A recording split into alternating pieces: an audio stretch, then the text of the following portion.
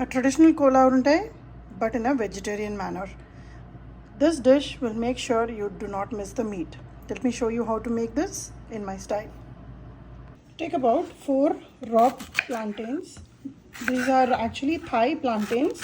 If you take the regular plantains, they'll be very hard. So cut the ends of the plantain. If you don't find these, you can even look for the regular bananas which are raw and use them. So I've taken out the ends. Now just cut them in half and I'm going to steam cook it just like a potato.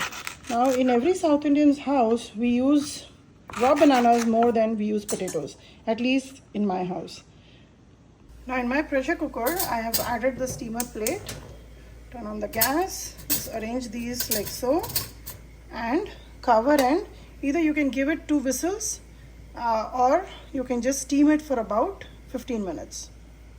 In my case, I'm going to turn it and give it 2 pressure whistles. Half a cup of Dalia or potukadalai, about 6 red chilies, 1 teaspoon each of black pepper and cumin seeds. This is 1 tablespoon of fennel seeds, 1 tablespoon of coriander seeds, and an inch piece of cinnamon stick. I have 1 large size onion, about 5 cloves of garlic, a small piece of ginger. This is about half cup of coconut, about 3 Thai chilies, a sprig of curry leaf.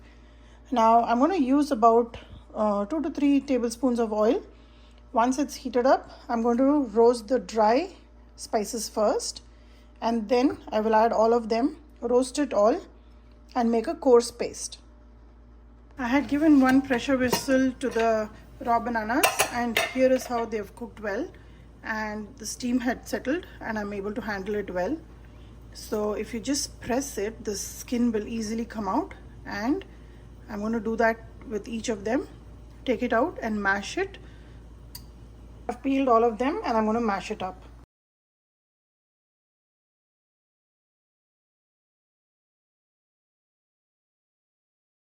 After this is roasted and the onions have become a little soft, just turn off the gas and let it cool down. The coconut does not have to be browned. It is just frozen coconut. It will thaw in the heat of the pan. Now I've not added any salt yet. I'm just going to turn off the gas and allow this to cool down. To this mixture, add about a teaspoon of pure Garam Masala that I made, about 2 teaspoons of chili powder, about half a teaspoon of turmeric powder, and 2 teaspoons of coriander powder. To make the mashing process easy, I'm using my box grater here, and I'm just going to grate the raw bananas in this and do this for all of them, just like so.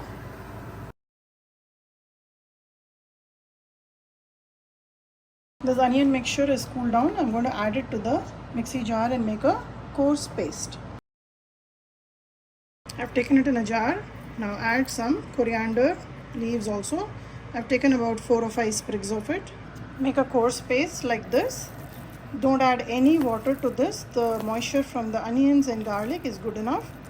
Now I've still not added any salt. Now this mixture will go into the raw banana. Now I'm going to add the salt.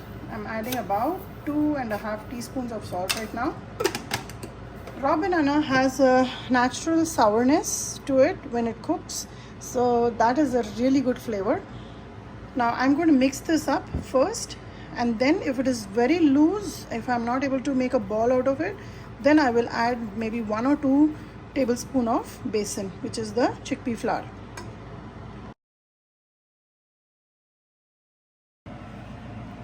I have combined the masala very well. I feel that it just needs a little bit of Besan to bind it well, and I will also add a little bit of salt, maybe about half a teaspoon.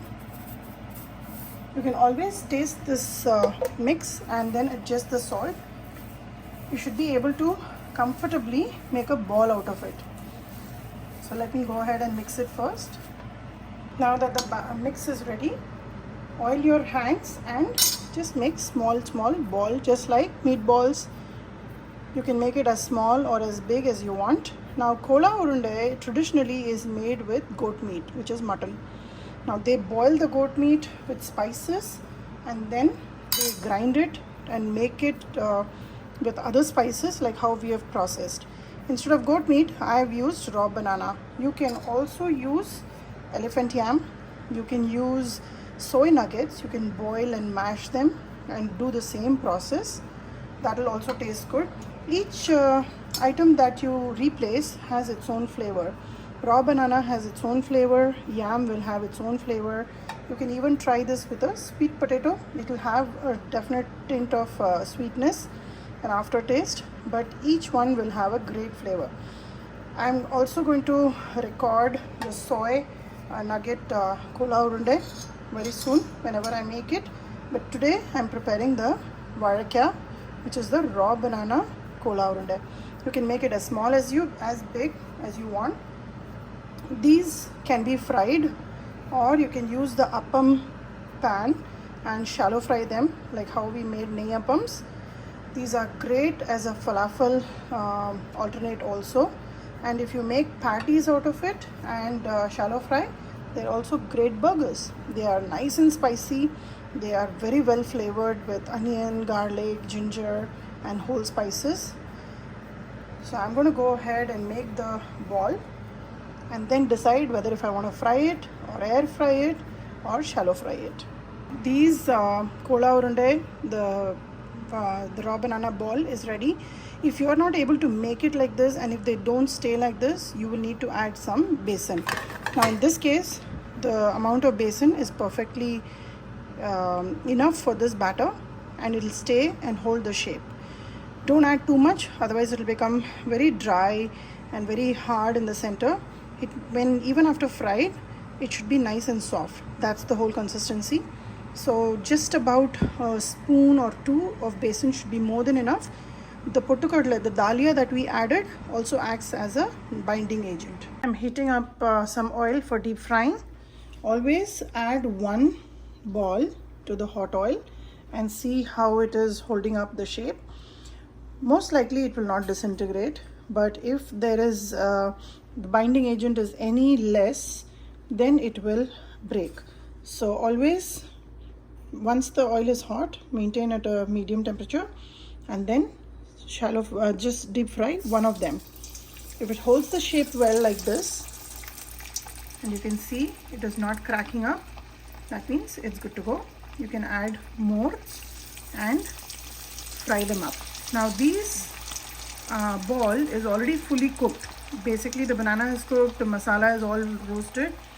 We are only frying them to give them a nice crisp outing. So just fry them up till they are nice and golden brown and we'll remove them.